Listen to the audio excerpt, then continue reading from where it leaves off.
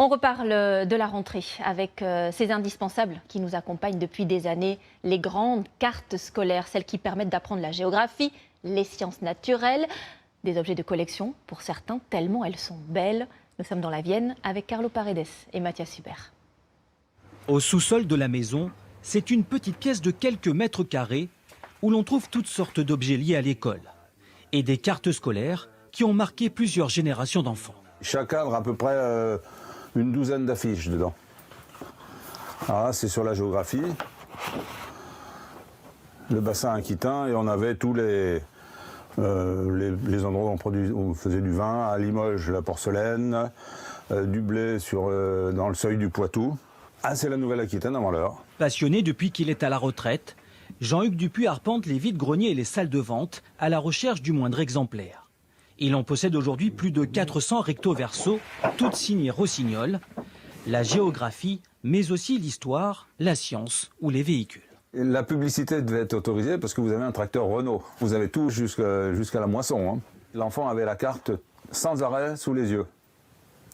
Donc s'il voulait celui qui pensait un peu à autre chose, ben, il allait regarder, il regardait la carte et puis il se la mettait dans la tête.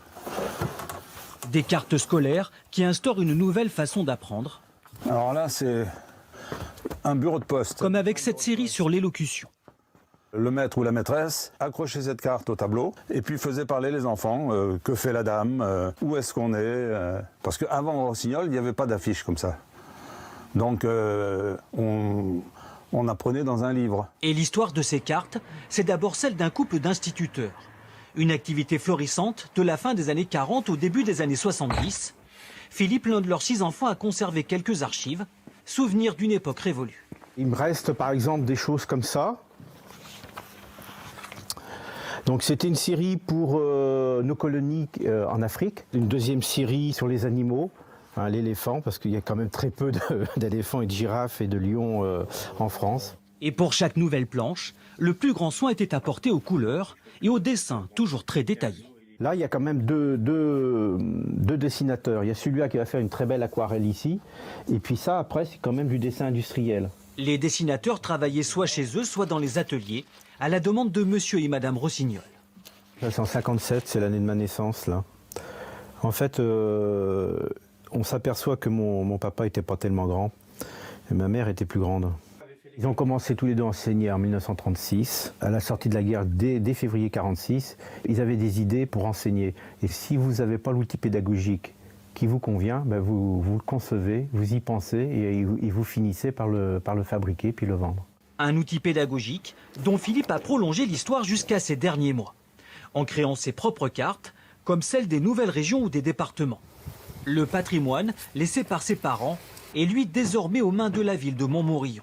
Ah, bonjour Vincent. Bonjour Philippe. Comment ça va? Une partie des documents est exposée dans cette ancienne salle de classe. Une façon de rendre hommage aux éditions Rossignol qui se développèrent ici au début des années 50. À Montmorillon, ils ont construit leur usine de production et c'est là où toutes les cartes étaient imprimées, mises dans des cadres. Il y a eu même une cité qui a été pensée, là c'est des Varennes qui a été pensée par la famille Rossignol, où il y a encore des habitants qui y vivent, qui ont travaillé dans les entreprises Rossignol. Il y a 2 ans, l'une des 2 écoles publiques a été rebaptisée du nom du fondateur.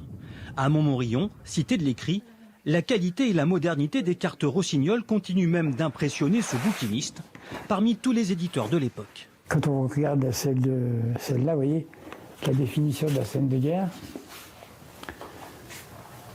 Et quand on a tourné un long dimanche de fiançailles à Montmorillon, les décorateurs sont venus la chercher, celle-là, pour retracer un peu les tranchées pour la déco. Ça, c'était mes images préférées. Une empreinte indélébile également pour cette cliente, revenue en quelques images sur les bancs de l'école. C'est très curieux combien ça pouvait s'imprimer dans notre mémoire. C'est signe que c'était très bien fait. Ah oui, c'est incroyable. Incroyable l'émotion qu'on éprouve dans ce magasin. Une réponse qui vaut à cette cliente un autre souvenir d'école. Vous avez été sage au magasin. Ah oui. Vous avez 5 bons points.